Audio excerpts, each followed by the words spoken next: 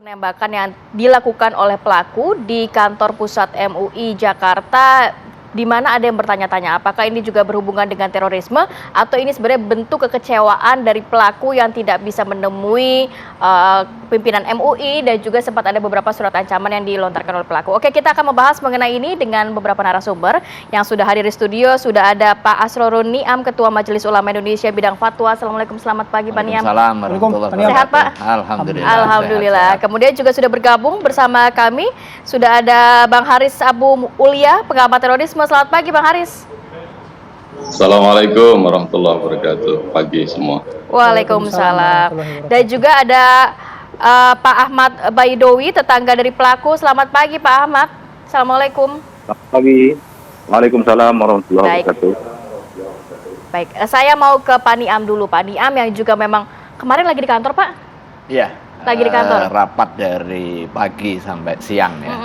Mulai sebelum sampai pasca kejadian itu kita melaksanakan rapat pimpinan, jadi dimulai jam 10 sampai jam 12, sementara kejadian itu kurang lebih jam 11.15 begitu ya. Karena posisinya ada di lantai 1, kita rapatnya di lantai 4, jadi rapat ya berjalan seperti biasa. Karena tidak cukup informasi secara langsung.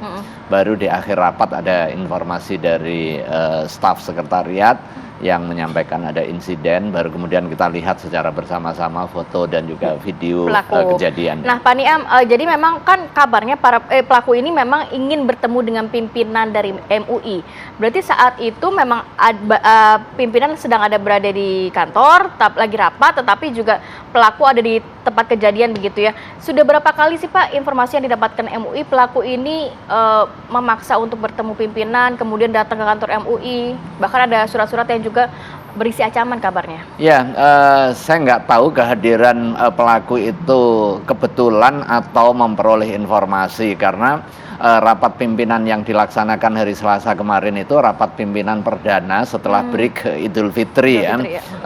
Tetapi dia datang dalam waktu yang bersamaan dengan rapat pimpinan. Dan kebetulan agendanya juga ada beberapa, salah satunya adalah persiapan halal bihalal untuk mengokohkan kebersamaan kita serta mengoptimalkan etos Idul Fitri untuk merajut harmoni, terutama jelang pemilu ini agar situasi tetap kondusif. Nah, soal surat-surat itu awalnya memang kita secara internal berkonsolidasi. Saya tanya langsung kepada rekan-rekan, khususnya bagian persuratan, apakah ada sosok yang bersangkutan itu hadir menyampaikan surat. Kita lihat-lihat.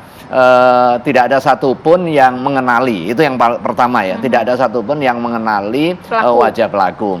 Kemudian yang kedua, setelah saya minta untuk melihat file persuratan, akhirnya ketemu, terakhir mengirim dengan tertulis situ adalah surat ke-6 gitu ya, tetapi tidak ada riwayat yang 1, 2, 3, 4, 5, tetapi tertulis di situ surat yang ke-6, yaitu di tahun 2022. Surat itu sebenarnya tidak hanya ke MUI, tetapi juga ke Polda Metro, kemudian ditujukan juga ke Presiden, pengen bertemu dengan Presiden, dengan satu agenda yang sama sebenarnya. Menyampaikan dia memiliki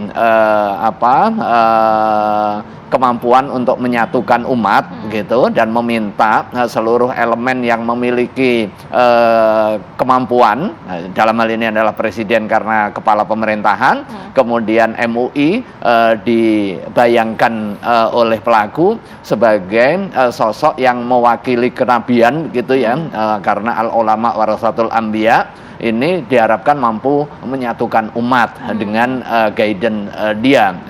Saya nggak tahu apakah ini terkait dengan jejaring yang lain, akan tetapi yang pasti dia hadir dengan ada riwayat sebelumnya, riwayat dia meminta fasilitasi pertemuan kepada Ketua MUI secara institusi, tidak menyebut siapa. Kemudian kalau nggak ditanggapi begitu, dia akan datang lagi membawa senjata begitu ya. Dan itu juga ditujukan suratnya kepada Polda Metro Jaya. Di samping itu ada hal yang penting menurut hemat saya, yaitu soal apa yang dia sampaikan. Karena umumnya di Majelis Ulama Indonesia ketika ada tamu hadir itu diterima secara baik melalui resepsionis.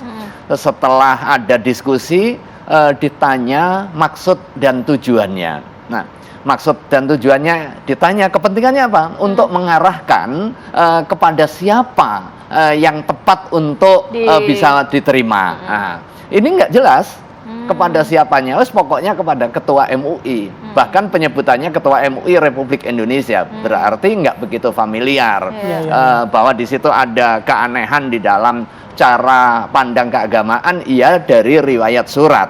Tetapi kalau misalnya disimpulkan dia kurang waras, mungkin juga nggak sepenuhnya benar ya, karena di dalam proses informasi yang kita peroleh, dia bawa senjata dan senjatanya di dalamnya ada dokumen yang menunjukkan dia sebagai anggota dari klub menembak di daerah tertentu ya. Kemudian juga di situ ada transaksi keuangan.